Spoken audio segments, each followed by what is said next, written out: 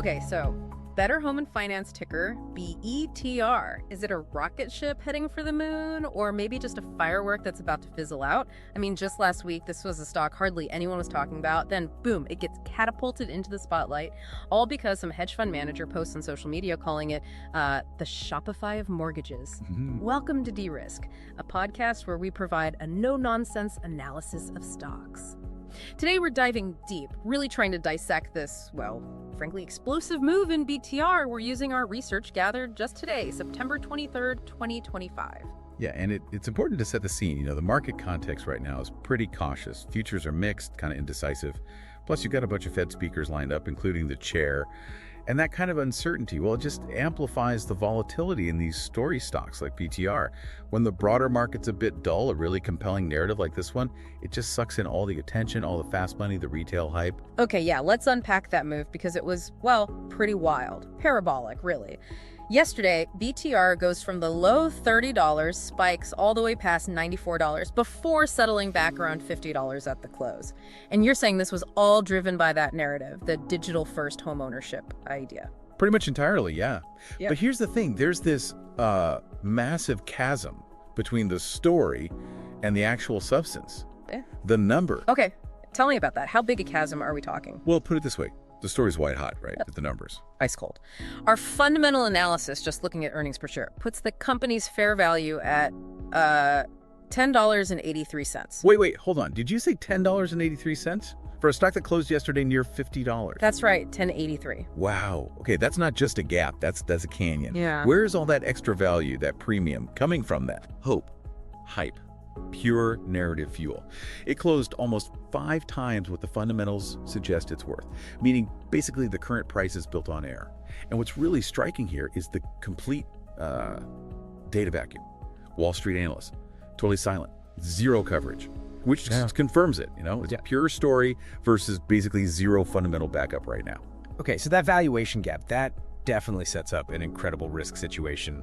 So if it's trading on air, what are the shorts doing? Are they terrified? Are they running for cover? Or are they actually maybe digging in for a potential crash? Oh, they're absolutely digging in. I mean, this kind of overvaluation, that's exactly what emboldens short sellers. Short interest right now stands at 7.85% of the available float. That's pretty significant. Yeah. It confirms you've got a sizable group betting pretty heavily that this thing is going down. And for you listening, the key number is the days to cover. It would take over 7 days. 7 trading days of average volume just for those shorts to buy back their shares. 7 days to cover. Wow. Okay, so that also means there's a serious short squeeze risk here if the momentum keeps up, right? Like a coiled spring. Exactly. It's a classic high-stakes tug-of-war playing out. Yeah. The shorts clearly have conviction based on the valuation.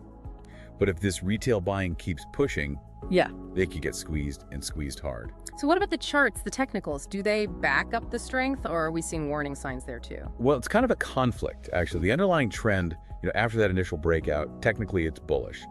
But the momentum, it's gone vertical. Absolutely rocketed into extreme, really unsustainable territory. That's usually a big red flag, potential exhaustion. And what's maybe even more concerning is the volume picture. It's conflicting. Yes, you see that massive surge confirming the retail frenzy, no doubt. But some other indicators, the ones that try to track, let's say, more sophisticated institutional money, they're showing clear signs of distribution. Distribution, so like quiet selling. Exactly. It suggests the smarter money might be, well, carefully selling into this rally. Passing the bag, so to speak, to the less informed buyers chasing the hype. Okay, so putting it all together then, the crazy valuation, the short interest, the technical warnings. What's the strategic verdict here? Is BTR something you'd even touch right now? Look, our verdict is neutral, but with a clear bearish bias. The risks are just extreme. Remember that $10.83 fair value number? And we're seeing definite signs of technical exhaustion setting in. This stock is running on pure narrative fuel, pure sentiment. And that stuff, as you know, it's notoriously unpredictable. It can vanish in an instant. So what are the key levels to watch then? The immediate battleground. Okay, so for the bulls, what you need to see is a push. And critically, a hold above the pre-market high from today, which was around $68. If it can consolidate above 68, then maybe, just maybe, that crazy high from yesterday near $94 comes back into play.